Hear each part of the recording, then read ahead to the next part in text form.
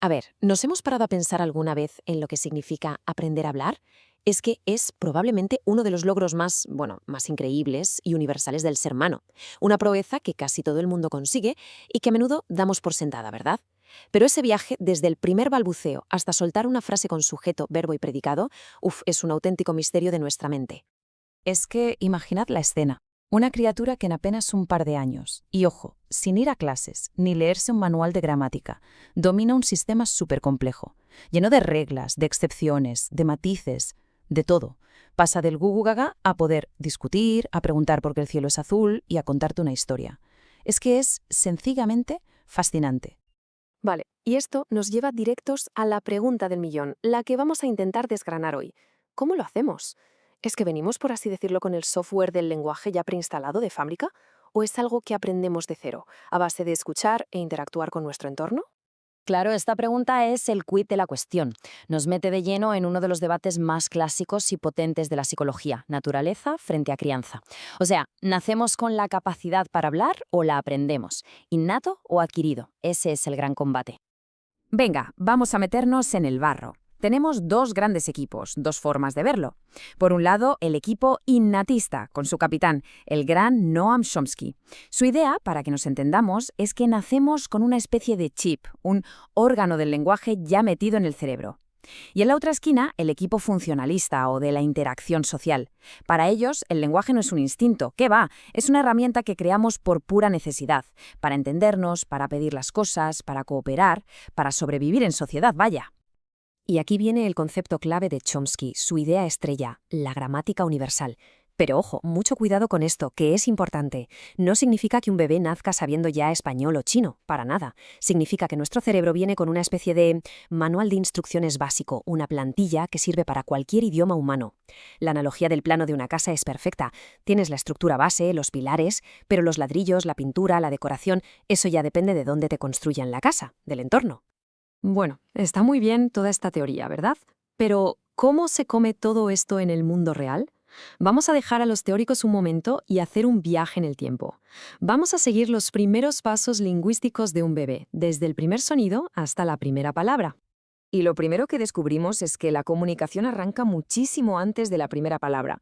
Desde el minuto 1, los bebés ya están programados para interactuar.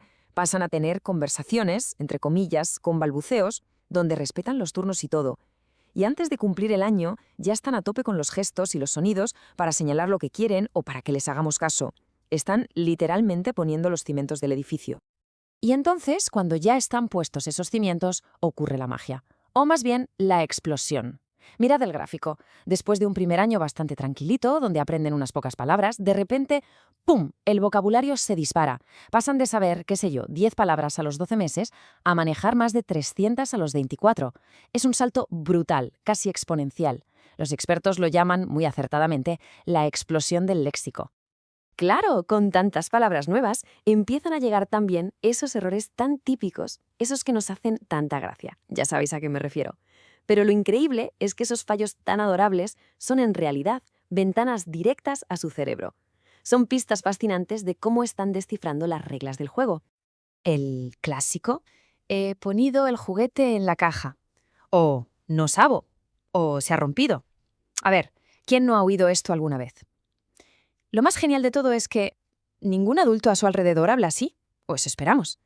Esto demuestra que no están simplemente imitando como loros, no, están creando, están aplicando su propia lógica. Pues este fenómeno tiene un nombre técnico. Se llama sobreregularización. Y es que es brillante, de verdad. Es la prueba del delito. Demuestra que la criatura ha pillado una regla gramatical, por ejemplo, los participios acaban en ido, y como un martillo pilón la aplica a todo. Es la señal definitiva de que no son grabadoras. Son pequeños científicos, pequeños lingüistas que crean una hipótesis, ajá, los pasados acaban en ido, y la ponen a prueba sin piedad. Vale, ya hablan, ya construyen frases y cometen errores lógicos. El siguiente nivel. Ahora la pregunta se vuelve todavía más filosófica si cabe. ¿Qué fue primero, el huevo o la gallina? O en nuestro caso, ¿qué va primero, el pensamiento o el lenguaje?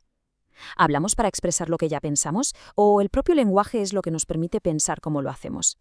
Y para este nuevo combate de pesos pesados tenemos a otros dos gigantes, Piaget contra Vygotsky.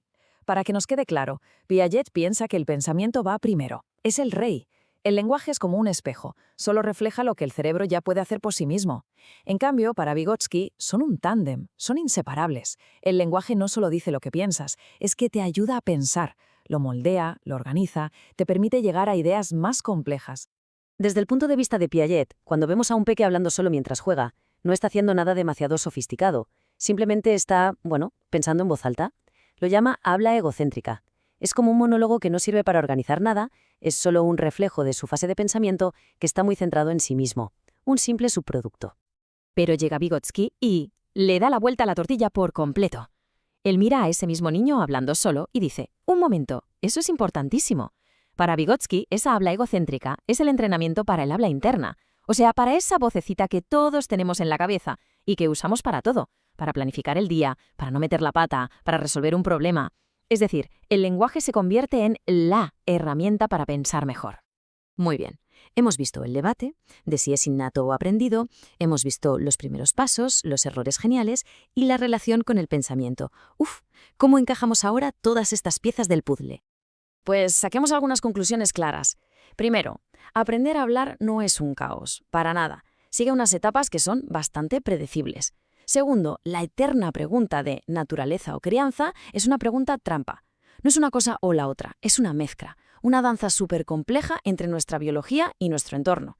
Y tercero, y quizá lo más importante, los niños no son esponjas pasivas, son exploradores, son pequeños detectives que descifran un código activamente. Y todo esto nos devuelve al gran debate, ¿verdad?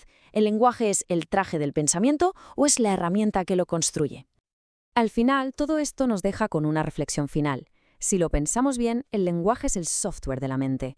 Y la pregunta que queda flotando en el aire es, ¿quién escribió el código original? ¿Es un don de la naturaleza, una creación de la cultura, o sigue siendo el mayor y más maravilloso misterio que esconde nuestro cerebro?